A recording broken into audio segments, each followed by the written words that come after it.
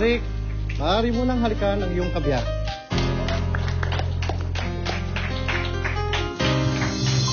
Tarik! Tarik, Tarik!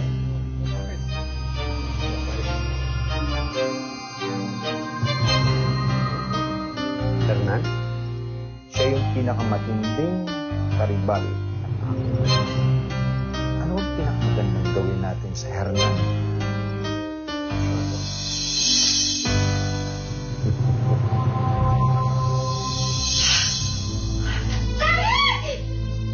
Ayaw mo kasi uminom eh. Gusto mo ba? With ice pa? Huwag ka mag-alala. Makakaganti na tayo sa kanya.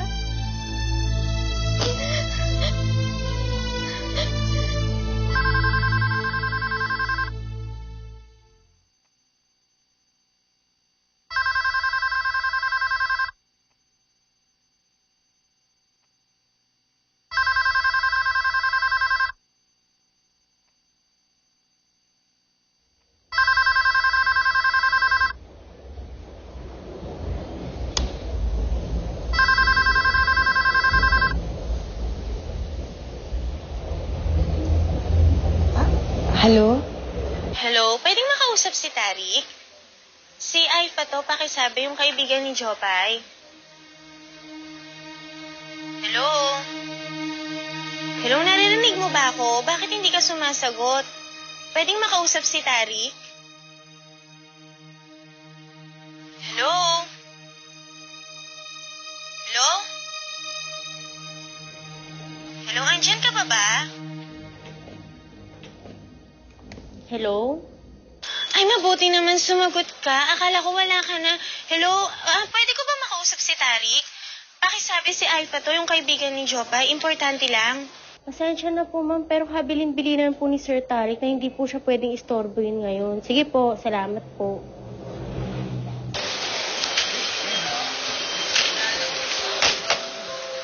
Suplado naman ng Tarik na yun. Ang arte-arte, ayaw daw magpastorbo. Kalaman mo kung sino.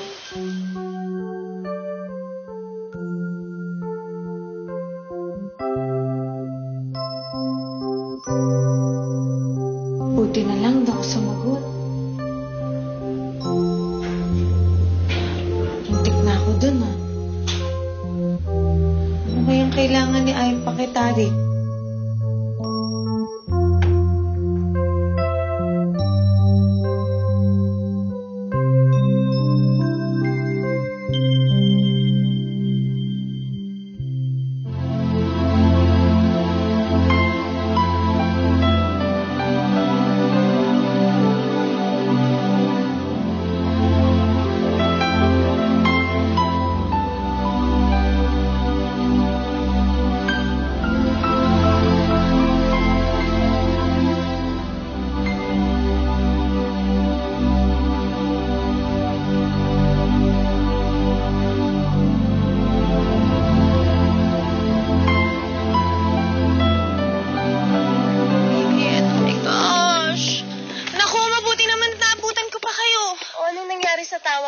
Nandun ba si Jopay sa bahay ng Tarik? Naku, hindi ko nakausap si Tarik. Ang arte kasi, ayaw daw magpastorbo. Teka, si Tarik ba yung sinama ni Jopay nun sa birthday ni Edgar? Oo, siya yun. Yung tisoy na yun? Guwapo yun, ha? My gosh, Aaron, anong sabi mo? Guwapo! Bakit ba hinahanap ko si Jopay kay Tarik? Eh kasi di ba nga mag-best friends sila, so alam mo na, pag nawawala si Jopay, sigurado naman ako may alam si Tarik dun, no? Alam ko kung saan nakatira yung Tarik na yun eh. Malapit lang yun doon sa village namin. Eh yun naman pala eh, bakit kaya hindi mo puntahan si Tarik para magkaroon tayo ng contact kay Jopay? Nang sa ganun, malaman din nila na nawawala si Riray. Oo nga bro, alam mo, puntahan natin si Tarik, sasamahan kita. Tara. Teka! Tama na rin ako, para makita ko ulit si Tarik. My gosh, Aaron nakakahiya ka. Hoy! Sampalin kita eh. Teka na nga! Daming kapansanan ng lalaking ko.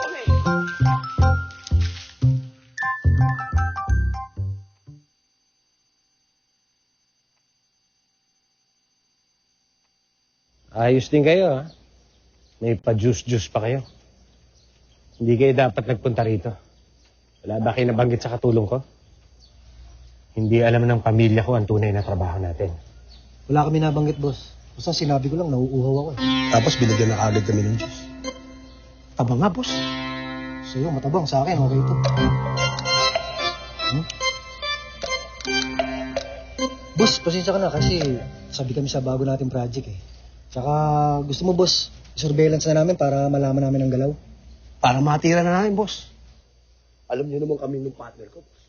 Pag kami na ganyan, ganyan kagad yan. Huwag niyo siyang gagalawin. Gusto ko. Ako mismo magpapatahimik sa Hernan na yan.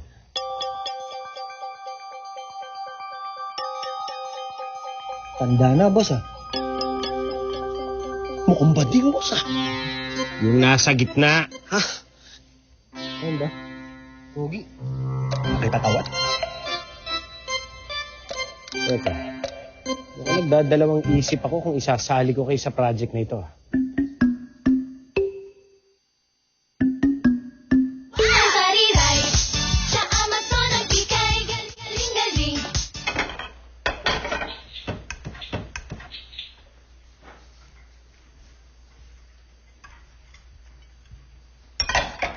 Oh, Jopay, Tiray. Hayaan nyo na sa maid yan. Hindi nyo sila kailangan tulungan. Nakakaya naman po. Tsaka sanay naman ho ako sa gawaing bahay. Kahit na. Asawa ka na ng anak ko. Hindi nyo kailangan kumilos. Maraming pwedeng gumawa niyan. Isa ka pa, Riray. Ilang beses na kita pinagsabihan. Tigilan mo na yan. Hindi. Kaya ko ito. Pag hindi ko ginawa ito, may iinip ako. Bahala nga kayo. Sige. Mauna muna ako sa inyo. Aalis ka? Punta lang ako sa opisina. May kailangan lang akong kuning gamit. Babalik din ako agad. Sige ho, mag-iingat ho kayo. Salamat.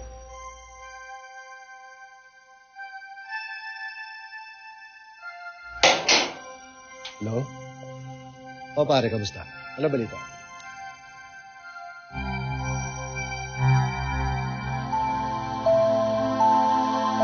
Sige, tuloy mo lang paghanap sa kanya.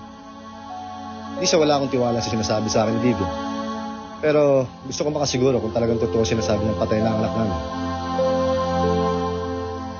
Yes. Yes, Doc. Si Vivian po ito. Oho.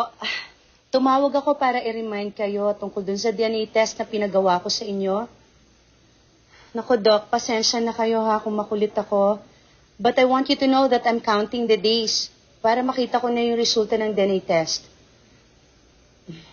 Yes.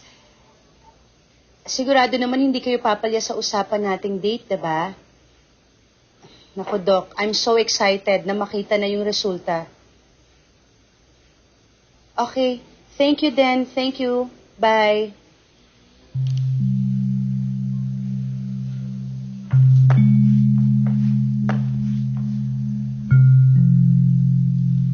Hindi pwedeng mahawakan ni Mami yung resulta. Kundi patay ako sa kanya. Saan na ba si Daddy? Sana lang gumagawa na rin siya ng ibang pang paraan para makita na si Riray.